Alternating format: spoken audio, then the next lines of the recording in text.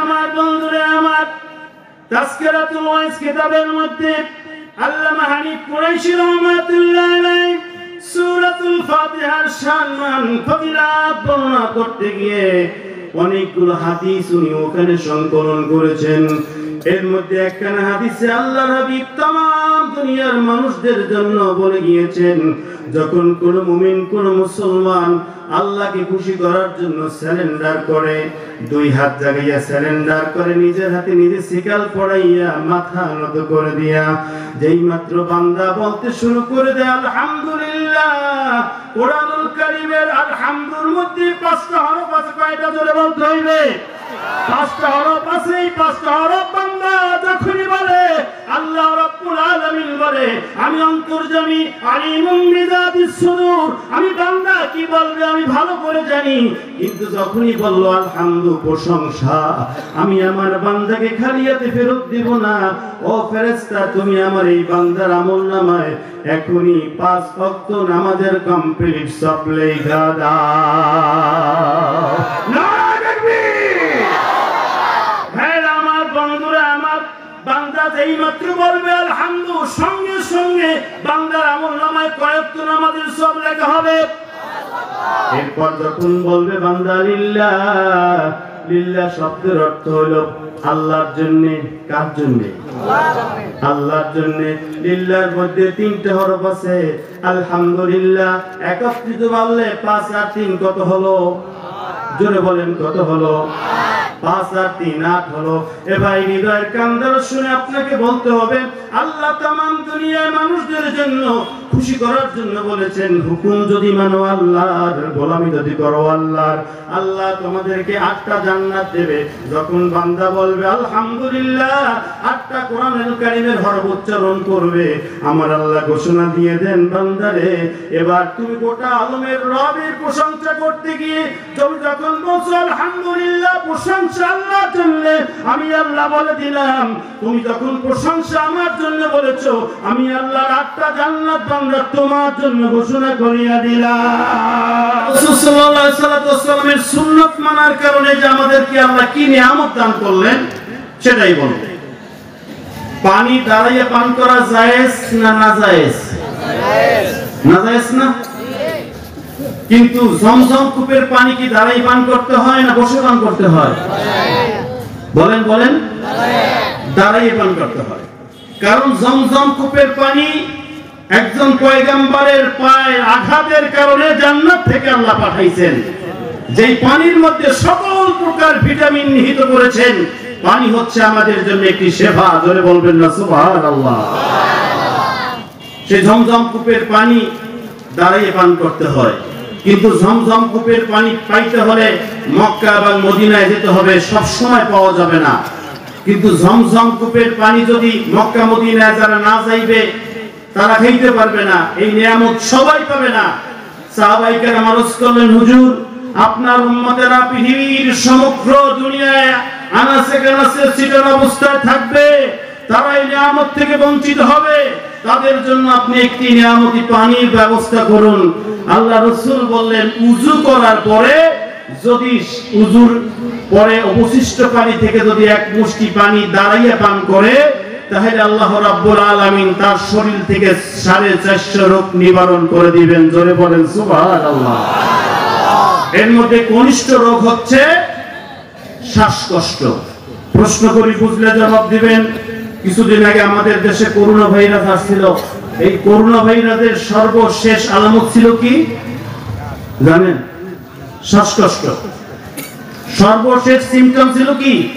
শ্বাসকষ্ট। আর নবী 1400 বছর আগে জানাই দিয়েছেন, যদি তোমরা উযু করো, উযুর শেষে এক মুষ্টি পানি পান করো, তোমাদের শরীর থেকে 450 রোগ কর্তন করে দেওয়া হবে। উযুর অবশিষ্ট এক মুষ্টি পানি পান করলে এর মধ্যে সর্বকনিষ্ঠ রোগ, ছোট্ট রোগ হলো শ্বাসকষ্ট। জোরে জোরে বলতেন না সুবহানাল্লাহ। এখন আমি আপনাদের কাছে প্রশ্ন করি, বুঝলে জবাব দিবেন। করোনা ভাইরাসে মুসলমানদের যে তেমন কোনো আক্রমণ করে বেশি সমস্যা ঘটাইতে পারে নাই মুসলিম রাষ্ট্রগুলোতে। এর পিছনে কারণ হলো 1400 বছর আগে আপনার আমার নবী মুহাম্মদুর রাসূলুল্লাহ জোরে বলেন সাল্লাল্লাহু আলাইহি ওয়াসাল্লাম আমাদেরকে প্রেসক্রাইব করেছিলেন যে তোমরা ওযু করো, নামাজ পড়ো। এই বদৌলতে আল্লাহ আমাদেরকে হেফাজত করেছেন। সেই কথাটাই মুয়াজ্জিন প্রতিদিন কমপক্ষে 10 বার আমাদেরকে ডাক দিয়া বলে, হাইয়া আলাল ফালাহ, কল্যাণের দিকে আসো, ওযু করো, কল্যাণ শরীরের ভিতরে ঢোকাও, তুমি সুস্থতার নিয়ামত পেয়ে যাবে। জোরে জোরে বলেন সুবহানাল্লাহ। এ ভাই, শুধু এখানে কি সমাপ্ত? এখানেই সমাপ্ত না, এরপর বড় বড় নিয়ামত আল্লাহ আমাদেরকে দান করছেন। হাইয়া আলাস সালাহ, ইহকালীন কল্যাণ বললাম। হাইয়া আলাল ফালাহ, ইহকালীন কল্যাণ বললাম। এখন একটা পরকালীন কল্যাণ বলবো। আপনারা শুনে কি মানতে রাজি আছেন? জোরে কান মানতে রাজি আছেন? পরকালীন কল্যাণ হলো আমরা যখন মসজিদে ঢুকবো কোন পাও দিয়ে ঢুকবো? জোরে বলেন। ডান পাও দিয়ে ঢুকবো। ঢোকার পরে আমরা নামাজে যখন দাঁড়াবো 2 হাত জায়গায় সারেন্ডার করব কার কাছে? আর জোরে বলেন কার কাছে? আমাদের স্রষ্টা রব, আমাদের মালিক, পালন করতে লালন করতে, তার কাছে 2 হাত জায়গায় আমরা সারেন্ডার করব। সারেন্ডার করার পর নিজের হাতে নিজে সিকাল পরিয়ে মাথা নত করে দেই, ঠিক কি না? মাথা নত করে দিয়ে আমরা পড়তে শুরু করে দিই। পড়ুন, আলহামদুলিল্লাহি রাব্বিল আলামিন। আমরা কার প্রশংসা করলাম? আল্লাহ। জোরে বলতে হবে কার? আল্লাহ। ভাইরা আমার, বন্ধুরা আমার, তাজকিরাতুল ওয়াইজ কিতাবের মধ্যে আল্লামা হানিফ কুরাইশি রাহমাতুল্লাহ আলাইহি সূরাতুল ফাতিহার শান ফজিলত বর্ণনা করতে গিয়ে অনেকগুলো হাদিস উনি ওখানে সংকলন করেছেন। এর মধ্যে একখানা হাদিসে আল্লাহ নবী तमाम দুনিয়ার মানুষদের জন্য বলে গিয়েছেন, যখন কোন মুমিন, কোন মুসলমান আল্লাহকে খুশি করার জন্য সারেন্ডার করে, 2 হাত জাগাইয়া সারেন্ডার করে, নিজের হাতে নিজে সিকাল পড়াইয়া মাথা নত করে দিয়া যেই মাত্র বান্দা বলতে শুরু করে দেয় আলহামদুলিল্লাহ, কোরআনুল কারীমের আলহামদুর মধ্যে 5টা হরফ আছে। কয়টা? জোরে বলতে হইবে। 5টা হরফ আছে। এই 5টা হরফ বান্দা যখনই বলে, আল্লাহ রাব্বুল আলামিন বলে, আমি অন্তর্যামী, আলিমুম বিযাতিস সুদূর, আমি বান্দা কি বলবে আমি ভালো করে জানি। কিন্তু যখনই বলল আলহামদু, প্রশংসা, আমি আমার বান্দাকে খালিয়াতে ফেরত দিব না।